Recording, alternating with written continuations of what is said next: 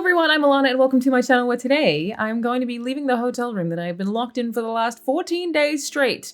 Seriously, I've not stepped foot outside that door even one time, and it has been quite a journey. Some things that I definitely didn't expect, some things that I wish I had known coming in that I will share here. And I figured I would make this video in part, well actually largely for Australians who might have to go through the same thing, or anyone in any other country who might have to go through a 2-week quarantine, though obviously it varies from country to country. But I do want to say before we start here today that I do already have one video that was from like my second day in quarantine that really does go over probably majority of the details you need to know, majority of the questions that you might ask, majority of the questions people have asked. But there are some things that I've learned that I can go over now. And first is the checkout process. I have this lovely little wristband that's just been put on me by, I would guess, a nurse, a police officer, and someone in a military uniform who just knocked on my door. Actually, while I was showering, they kept knocking and I had to be like, I'm in the shower. And then they came back and had a great conversation while I was at a towel. It was not awkward for anyone. But yeah, I've been given this COVID-19 New South Wales wristband with the marker on here saying I'm allowed to check out in the AM on Monday.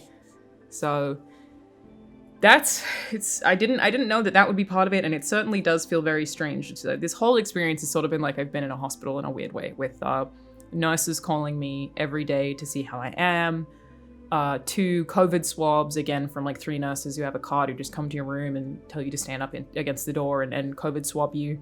But I did also get some paperwork today on the checkout, so I'll just go through the checkout stuff before I talk about the entire experience. We have a New South Wales State Emergency Operations Centre form.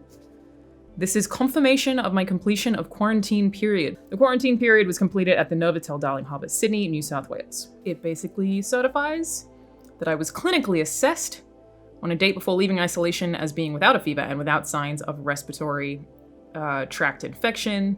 I am satisfied that the client has agreed to completing a day 16 swab on 02/06/21. So that is a thing that I only learned today, is that on the 2nd of June, I would have read that date backwards for any Americans who are watching, I have to have another COVID test. I don't know that I'm supposed to submit information for that anyway. It doesn't say anything about that.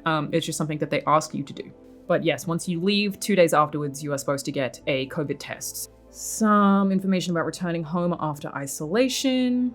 There are financial and support services, which is for anyone who can't afford to pay for the hotel, I imagine. I have still not paid. I think that I will do that upon checkout. I don't know how much money I owe them. I think it's about $2,500, but I'm not actually sure. So, to the part where we discuss kind of some of the things that I've learned.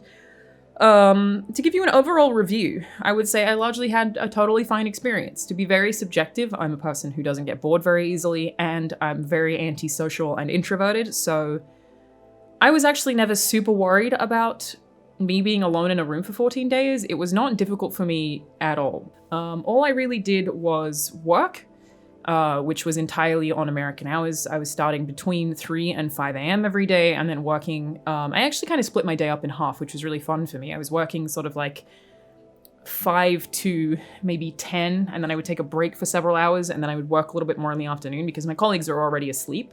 So I was kind of like doing my writing in the afternoon, having my meetings in the morning, and that was actually wonderful for me. I really have enjoyed it, having a big break in the middle of the workday. It did mean that I was going to sleep pretty early, waking up pretty early. A big plus side of that was getting to see the sunrise every morning was really nice, but the hotel, I think I did say this in the last video, allows you to get food delivered based on your time zone. So they knew that I was working on American time and were okay with me getting food delivered based on the time zone. Which was really helpful. They also delivered me a coffee every morning at 7 a.m., which was the nicest thing in the world. Like, knowing that you're getting a coffee, a cappuccino, and a good cappuccino delivered at 7 a.m. was wonderful. So mentally, this whole thing, outside of some of the issues that I'll get to, was very, very, very easy for me. And I think anyone who's similar to me who just works a lot, you know, I made more YouTube videos in the last 2 weeks than I think I've ever made before. That's obviously a big part of it. We did several hours of streamed, raised $10,000 for charity, which is incredible.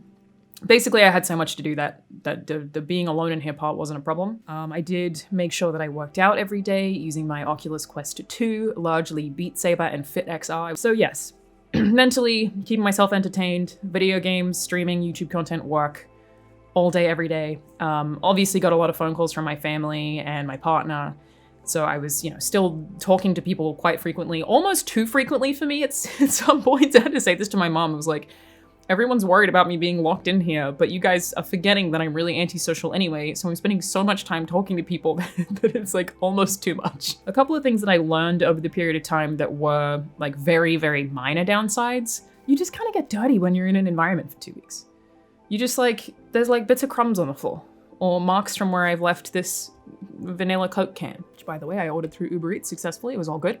Things feel like they're getting dusty, just like stuff just started to get just like kind of dirty, and I didn't really feel like there was anything I could do about it. For trash specifically, for the meals they deliver the 3 times a day, which are all in just these bags that they give you, you just put that back outside the door, put your mask on, open the door, just throw them out there, and then come back inside, and someone will come around and pick it up.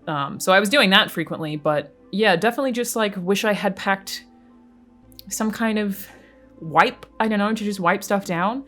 And that ties directly into my biggest issue with being in here.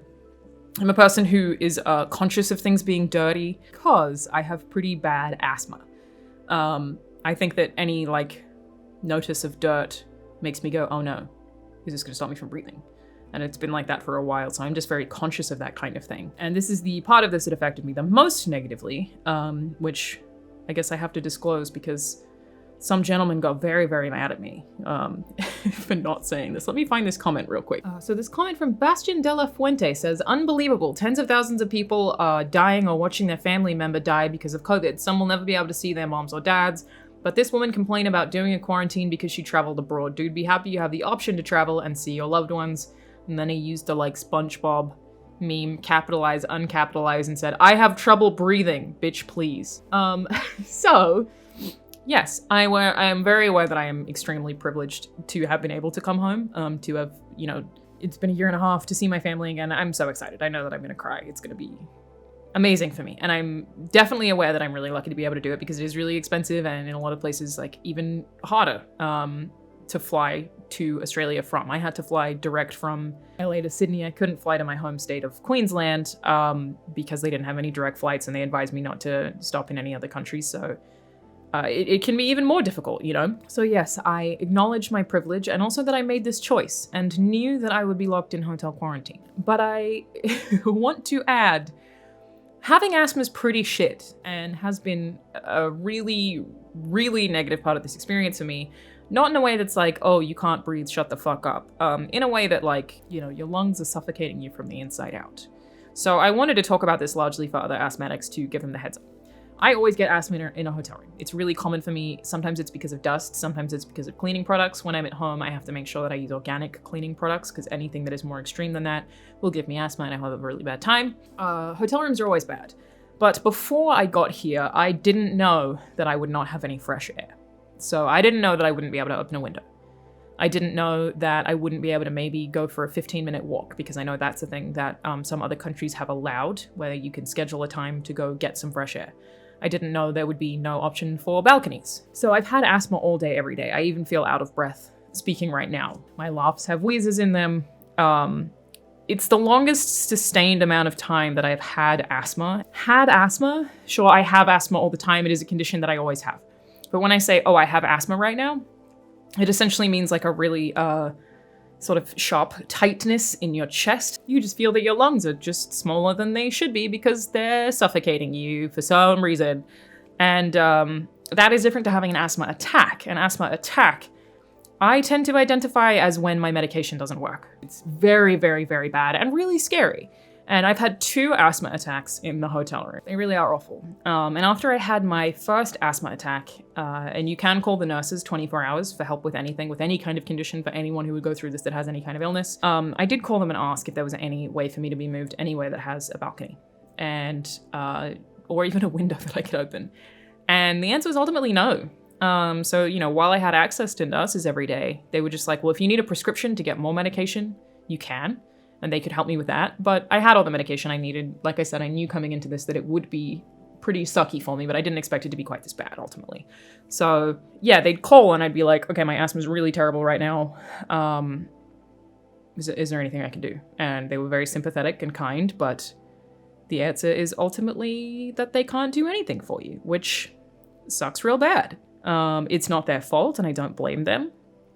But I would think for anyone who is a fair amount older than me, that I would advise you just not do this. Like, the lack of fresh air for anyone who has probably a severe kind of respiratory illness. I'm sure there are other illnesses that pertain to like not having fresh air being a problem as well, but I can only speak to the one that I have, obviously. It's the worst that it's been probably in my entire life, locked in this room for 2 weeks with no fresh air. So worse than I expected, even though I expected bad. It for me mentally has been the hardest part. I've been so frustrated and very like just downtrodden by that specifically, by constantly not being able to breathe. And again, I hope that I don't sound like I'm being some privileged complainer. I totally recognize that this is a choice that I made and that I knew, and that I'm incredibly lucky to be home to see my big sister and to become an aunt and to see my whole family. Like, I'm so fucking excited to get outside and have that. I'm gonna be so happy, you know?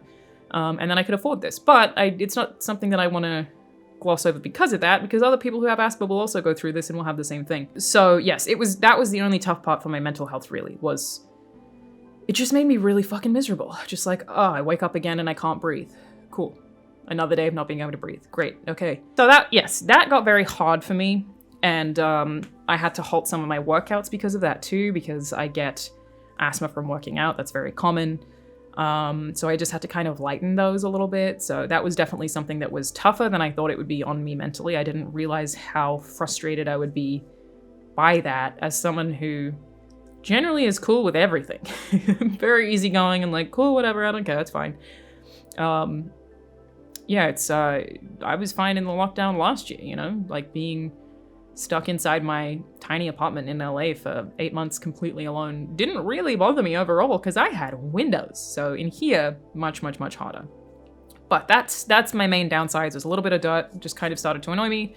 I think in large part because it leaned into my concerns with having asthma. I do that all the time. So it's for the greater good, but it is still something that, you know, regardless of being aware of all of those things, was very tough to deal with mentally. It's just a stupid thing about having asthma is knowing that your own body is trying to suffocate you from the inside out too. It's just like, can you just fucking leave me alone? Because it's just your own fucking chest doing it to you. There were also some moments where my internet connection dropped infrequently.